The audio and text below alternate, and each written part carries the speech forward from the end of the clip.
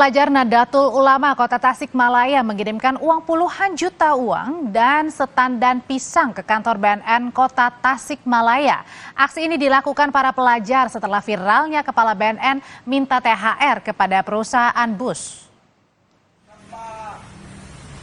Karyawan-karyawan BNN Kota Tasikmalaya. Pelajar ini berorasi di depan kantor BNN Kota Tasikmalaya sambil menyerahkan setandan pisang dan beberapa lembar uang mainan. Aksi dilakukan sebagai sindiran atas surat Kepala BNN Kota Tasikmalaya yang minta THR kepada perusahaan Otobus Budiman.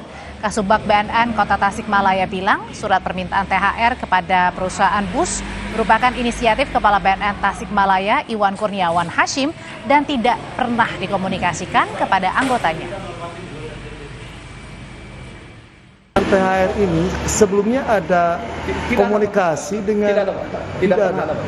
Berarti ini murni inisiatif dari Ya kira-kira begitu, Pak. Ya saya tidak mengatakan pasti gitu ya, tapi kira-kira itu tidak ada, Pak. Karena memang kami tidak terlibat, Pak, dalam hal ini. Dari apa namanya? Dari prosedur pembuatan surat dan sebagainya gitu ya. Itu kan tidak diverifikasi oleh saya sebagai kasubag